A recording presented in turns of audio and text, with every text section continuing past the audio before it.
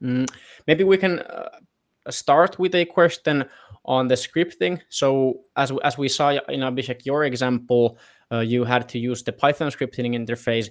Is that part of every simulation? So do you always have to use the scripting interface when implementing the harmonic balance?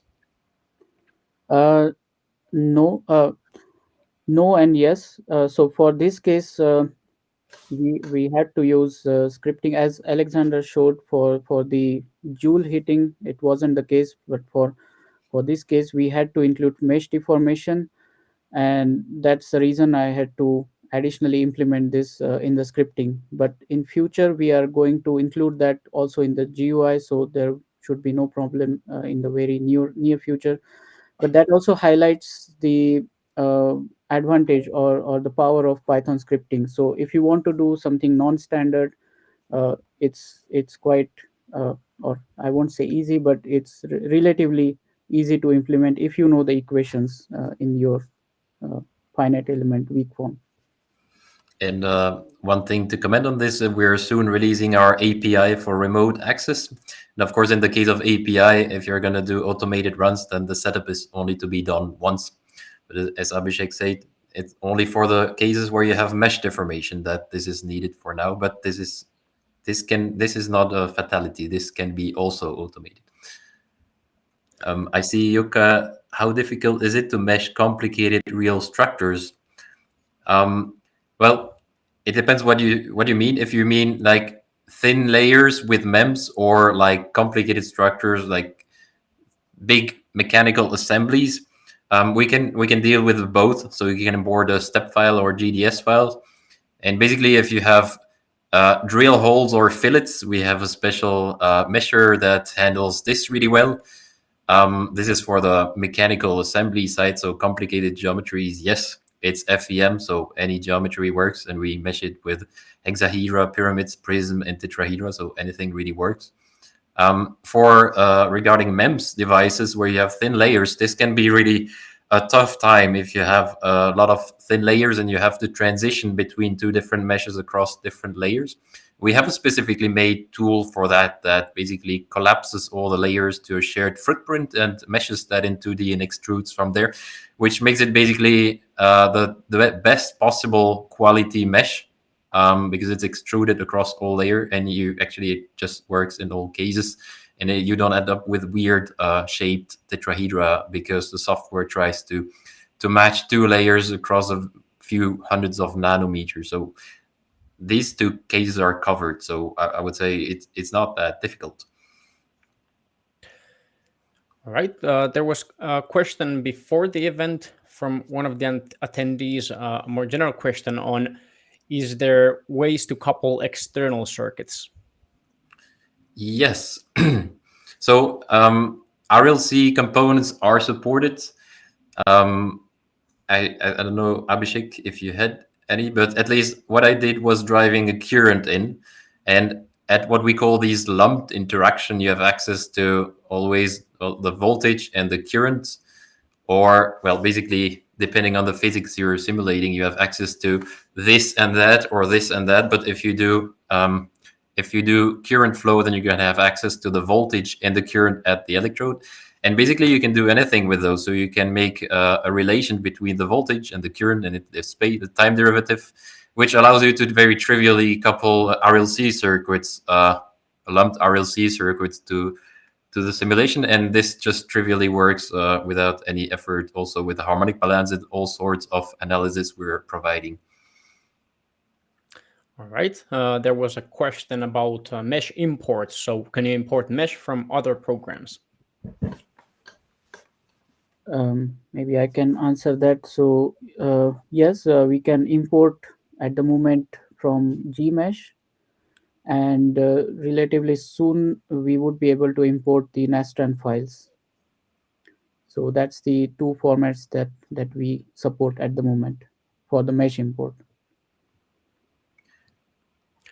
The mesh Another more, import is yeah, go ahead. actually streamlined in the same way as you would have a step file. You will import your mesh, it will detect all the surfaces, edges, and points, and you can do the whole graphical process based on the mesh that you have imported. So pretty powerful feature.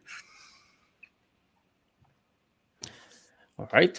Then answer question on material nonlinearities. So can we handle contact and material nonlinearities with quantum Yes. also? So contact, yes, we have actually we even made some LinkedIn posts regarding contact using the mortar finite element method.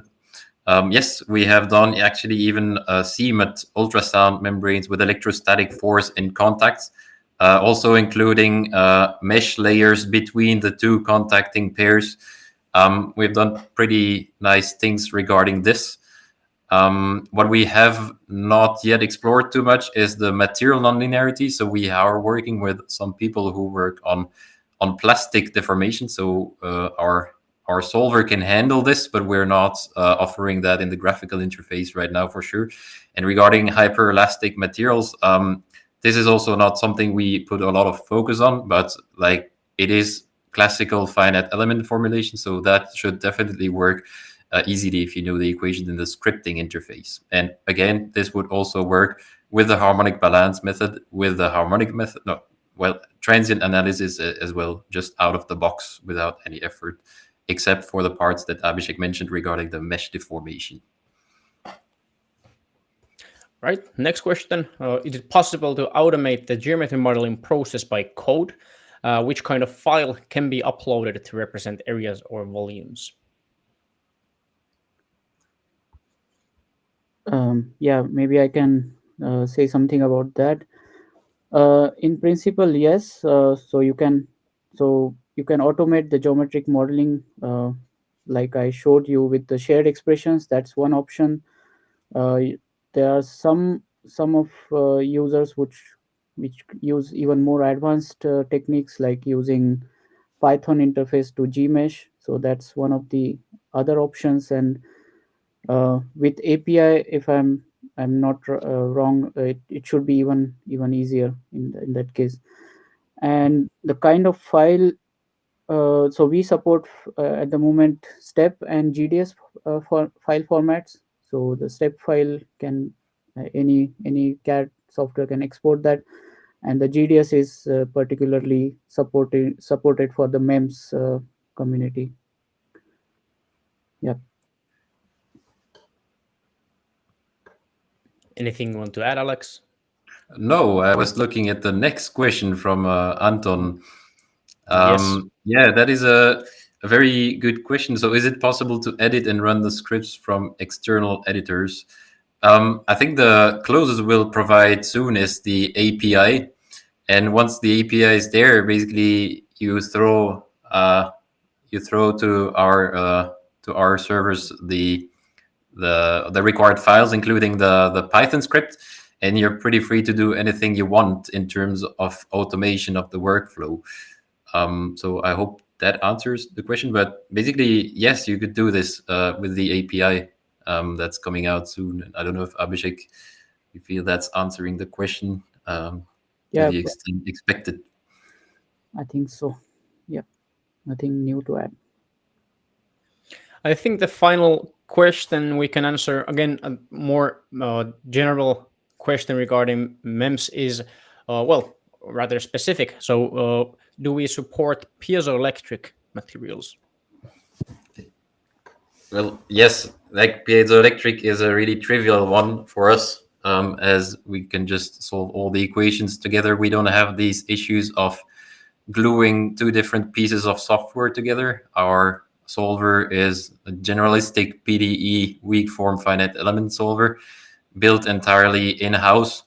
And so, in that sense, we don't have restrictions regarding classical issues of piezoelectricity simulation or acoustic structure interaction simulations. That really, you might have a hard time solving this when you try to couple different packages together.